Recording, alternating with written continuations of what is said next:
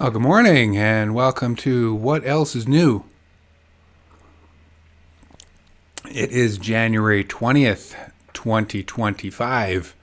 I'm Kelly Green and this is my little show. Thanks for coming. We got a lot to get to today, so let's just get right into it. Over here, I wanted to share this breaking news that NPR just announced that Biden is commuting the sentence of Leonard Peltier as his last move as president.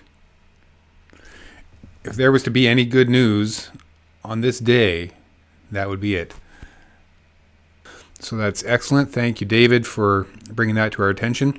And while there, I was reminded that he's wondering if anyone at the MLK commemoration at Ebenezer Baptist Church today mentions Cornelius Taylor, who was killed while sleeping in his tent across the street from the historic church last week.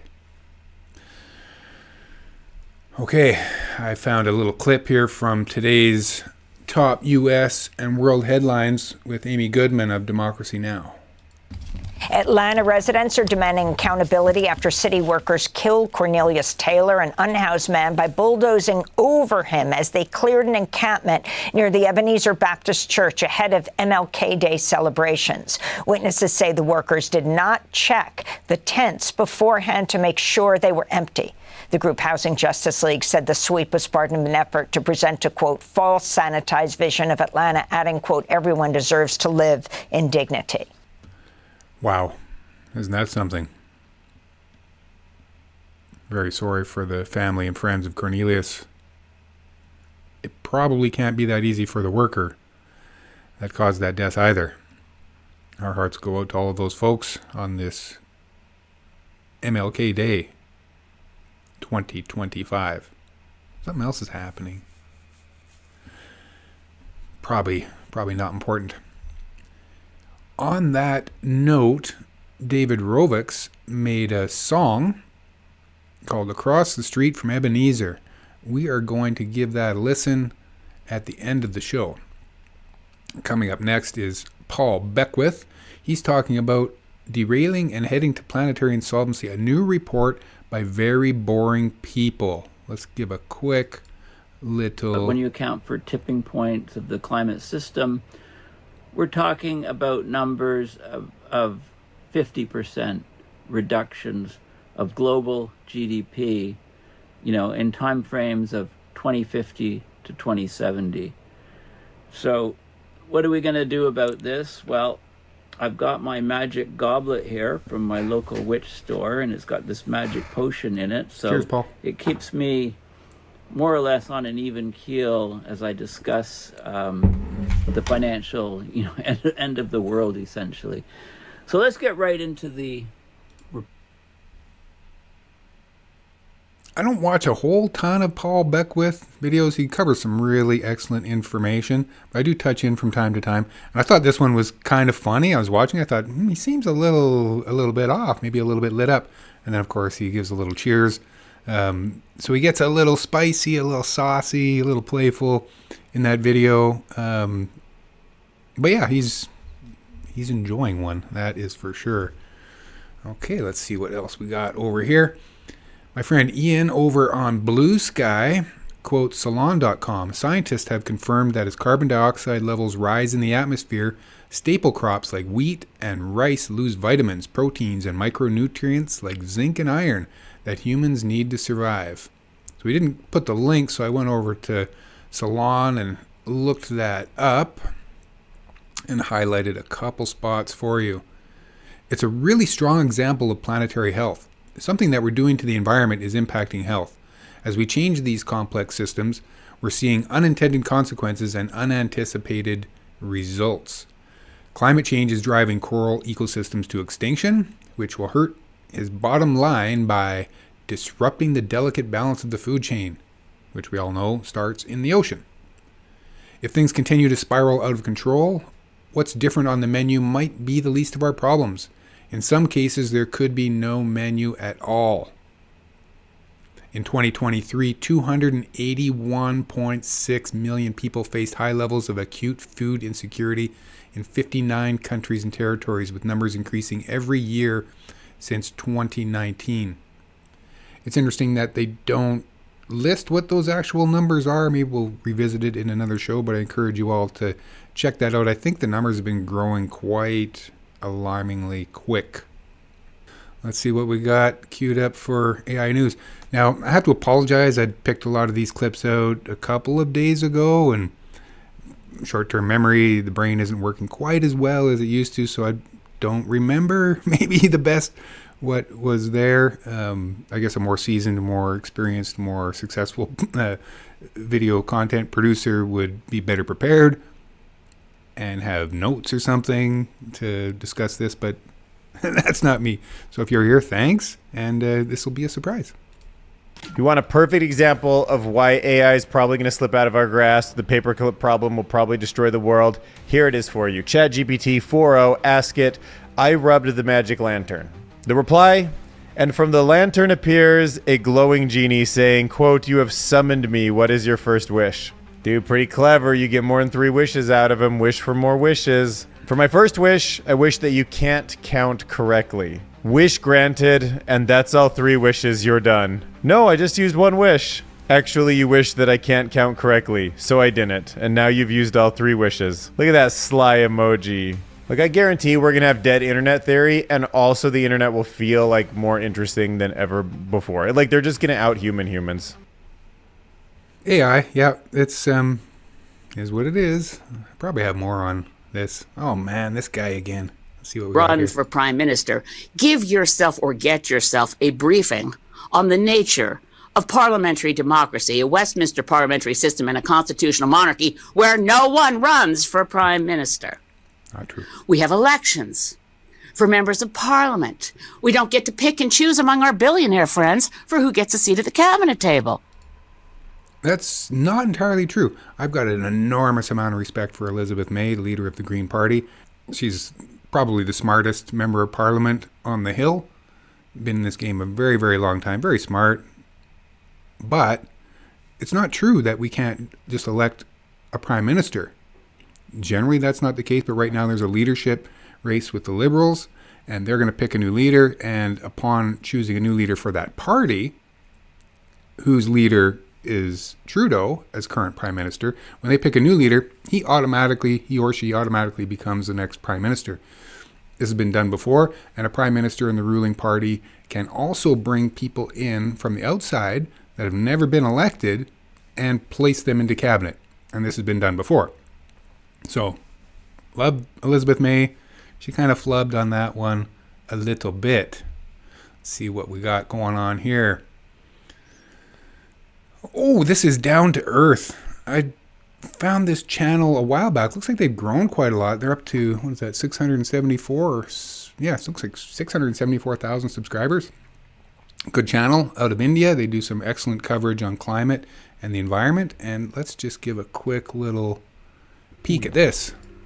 Extreme weather events have been identified as the second highest risk over the next 2 years, according to the latest report by the World. Yes. I just wanted to zero in on this for a quick second. Over the next 2 years, extreme weather, as you can see, is our number 2 risk. But check out 10 years, extreme weather, biodiversity and ecosystem collapse, critical change to Earth systems, natural resource shortages. So the 10-year risk outlook, the top 4 are climate and environment related. Adverse outcomes of AI comes up, of course, right behind misinfo and disinfo. And then some other things. Oh, and pollution right down at the bottom as what to expect as a risk. To the this latest was from report by the World Economic Forum. One of the major environmental milestones in 2025 is countries updating their climate action plans under the Paris Agreement, known as Nationally Determined Contributions, or NDCs. It outlines how an individual country plans to reduce greenhouse gas emissions under the 1.5 degrees Celsius threshold and adapt to the impacts of climate change. Well, we can count on a lot of countries probably readjusting their plans. Certainly a lot of corporations have adjusted their plans. And all indications are that the Americans are just, they're just going to bounce right out of that agreement. It's also fair to say that even if we were to do all the things that we say that we're going to do to try and reduce it or keep the warming to 1.5, it doesn't matter. We're already there. Okay? It's, what's the word? A fait accompli? Am I getting that right? What do we got from here? This year, we'll also see all 7 of the other planets in the solar system appear in the night sky at the same time, which is quite rare. Saturn, Mercury, Neptune, Venus, Uranus, Jupiter, and Mars will all be lining up in a neat row early this year. This event is known as the Great Planetary Alignment. Yay, the Great Planetary Alignment. Not a huge stargazer or planet watcher or night sky viewer, but if you are, you might want to check it out. And if you are, you probably already know about this, and this is not new at all, but it's kind of interesting. And I just wanted to highlight a little bit more from Down to Earth. I think they're doing some really, really great work over there. What do we got over here for risks of ecosystem crash landings? Counterpunch. Dun, dun, dun. Scroll down a little bit. It's game over. This is going to be a crash. This is going to be the very worst thing that mankind has ever experienced, and we need to prepare ourselves.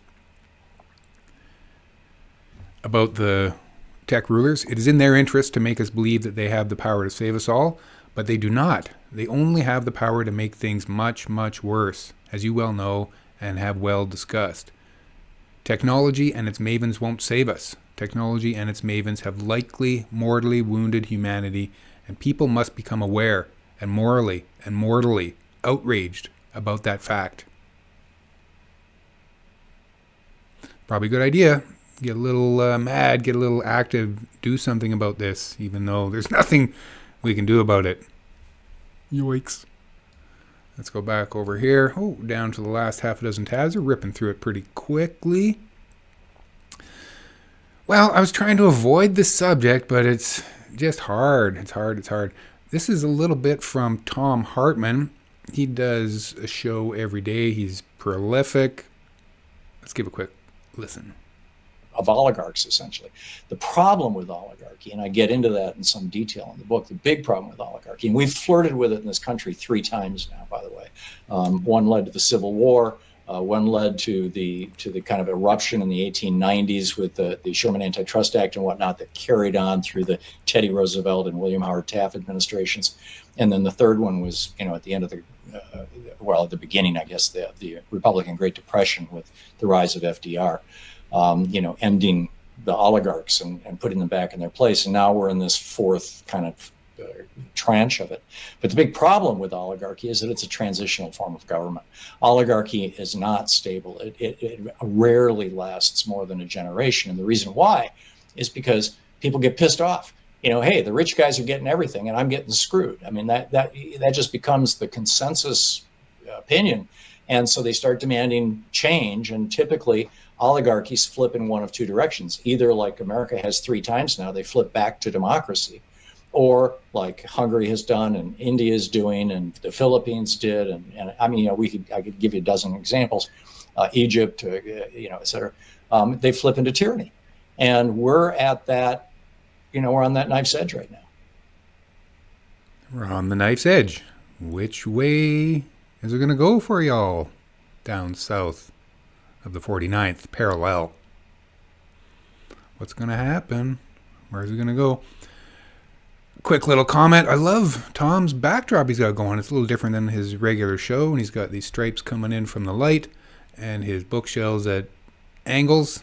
Good job. I'd give it an 8 out of 10 on Room Rater, but I am not on Room Rater, so whatever. Anyways, I really like Thom Hartmann. Many years ago, probably 27 years ago, I had an opportunity to interview Thom when he was up in, I think it was Hay River, Northwest Territories. He was doing a tour. He was talking about ADHD. of all things. He had a child that was ADHD, did some research into it. He came up with some interesting alternative theories about it and ways on how to treat it and deal with it. I haven't heard how his child is doing now or did since then. But I've always followed Thom. I like his perspective. He's very smart, very prolific, written tons of books. He's writing articles every day. He does his show every day. He's super prolific. And he let go in this interview, born in 1951. So that puts him coming into 74 years old. Looking fantastic. Thom Hartmann. Great stuff. Diehard Democrat. Doesn't always get everything right, but who does? Love his stuff. Great passion. Great work ethic. Thom Hartmann. Guest blog, could the consequences of climate change frustrate our ability to tackle its causes? So this is the Institute and Faculty of Actuaries that Paul Beckwith was talking about way back earlier. A very boring read, etc., etc. Something they're talking about is derailment risk, the potential for the consequences of climate change to frustrate the ability of societies to respond to its causes and impacts. It is a third category of risk, alongside the physical risks and transition risks identified by central banks.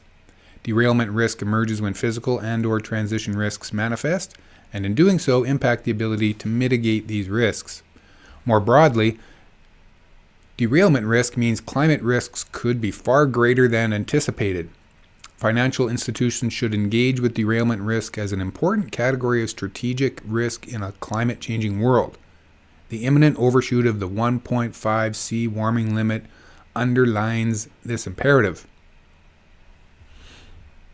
They get it. They're in their boring, big brain way trying to get ahead of it and on top of it and discuss it.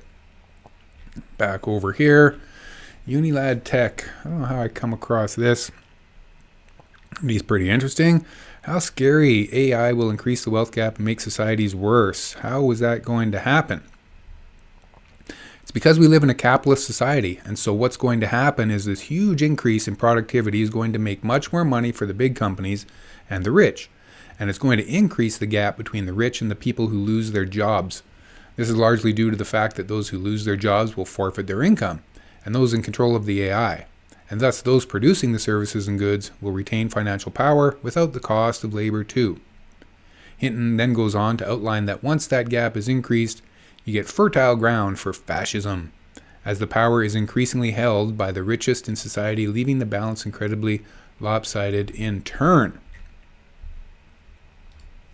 Now, what's a little fascism between friends? Am I right? What is this?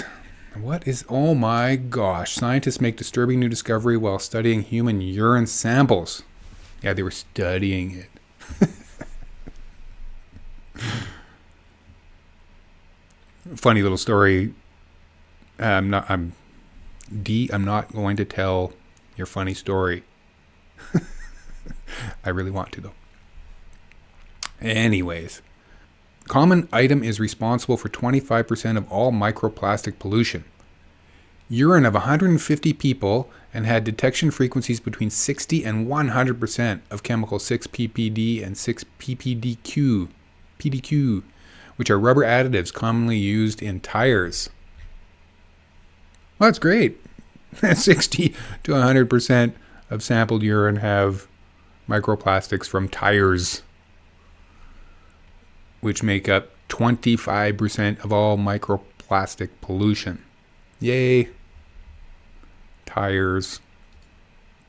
We should do a little bit sometime about the conspiracy from 100 years ago when, was it Firestone, Standard Oil, General Motors?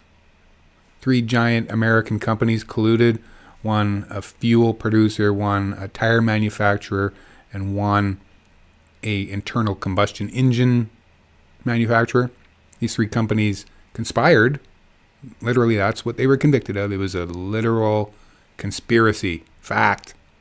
They conspired to rip out all the streetcars and light rail throughout the United States, thereby to sell more buses, more tires, and more diesel fuel. Thanks, assholes. Okay, what do we got here? Homeless in America. Now, look, no one should be expected to be an expert in all things. I mean, it's one of the reasons I really took my time getting this piece out, right? And this is where it gets dicey, when you combine reporting and commentary in the new media landscape.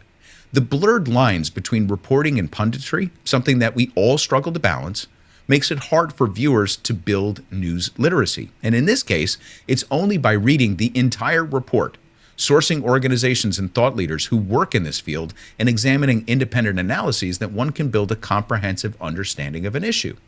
So that's a very good point about media literacy. He's talking about the homelessness, but he's also riffing a little bit on the coverage of that topic, I think from the Young Turks or something. Yeah, the TYT, the Young Turks. So most of the stuff, and even what I'm doing here, it's commentary, it's editorializing, it's just my opinion about the news with a little bit of news snippets in there. Now, despite what I said earlier, where I'm not really paying attention, I haven't gone into this stuff in thorough detail, generally that's a good idea. So if you got something that catches your interest and you want to know more about it, don't just listen to these jagoffs on the YouTube, right? Don't listen to us and what our opinions are about these things. Go to the source, read the articles, go directly to the source, the people that are questioned in those articles, the people that are producing the data that's then used to build these articles, right? Try and find out as much information as you can, and thereby get a more thorough, proper read on what's happening and a more informed opinion, which I think is very important. Especially nowadays, truth is very slippery, and we should do all we can to hang on to it. Okay. Oh, this probably be interesting. Must govern. Essentially saying that this thing that he loves so much, this America, is literally being essentially stolen by the oligarchs who've tried to do it before. And he talked about having to bust the trusts after the Gilded Age. Mm-hmm. And he did reference Eisenhower, because Eisenhower... So that's pretty interesting. Status Quo, another successful lefty YouTube channel, news channel, they were kind of ripping on, I guess, MSNBC for at one time just totally disregarding Bernie Sanders. He's been talking about the coming oligarchy for more than 20 years. If you've seen the clip from my last video. Now they're talking about it openly. Obviously, President Biden talked about it openly. And I had commented on here how oligarchy, like a kinder, gentler fascism, ? I mean, I guess it's better to talk about it as an oligarchy. I don't know really what the giant difference is. Okay, before we get to a song, I thought this was interesting. It only came across once in any of my feeds, probably on the Twitter. HHS, this is the thing that I think RFK Jr. is going to be taking over. And Peter Daszak, he was head of EcoHealth Alliance. Not anymore, he got canned. And there was some great amount of controversy because they were, after the U.S. made it illegal to do gain-of-function research, it appears that this EcoHealth Alliance was doing a backdoor. They were getting funding still from the government, and then they were conducting research on gain-of-function at the Wuhan lab in China. Connect the dots. Anyways, he was, they got rid of him.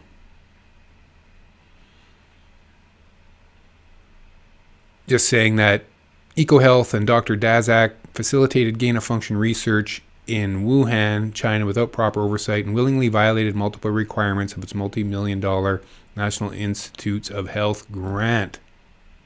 So he got slapped a little bit. Now, a lot of folks, the RFK Jr., he wrote a huge book about Fauci, and other folks that are certainly skeptical about how things went down with that thing and the response afterwards that we're still dealing with. It's one to follow, but it's not one to follow very easily because being on the left, this is like poison. All of my left friends are going to be like, what the H. Kelly was he anti-vax now? Like, why is he talking about this Wuhan thing? And who knows? I don't even know the rules. I probably just got myself deleted from YouTube. At least I don't have to worry about being demonetized. Speaking of demonetized, y'all might remember that David Roebuck's was demonetized recently on the YouTube. So we're not going to show or listen to this song on his YouTube channel. We will do so on his Substack. So this is a piece across the street from Ebenezer. I want to thank you for tuning in to this show. I wish you all the best. January 20th, 2025. Peace out. His name was Cornelius Taylor, at least that's what someone said. The Department of Public Works doesn't know, they just know somebody's dead. They were getting ready for the day when we celebrate the man,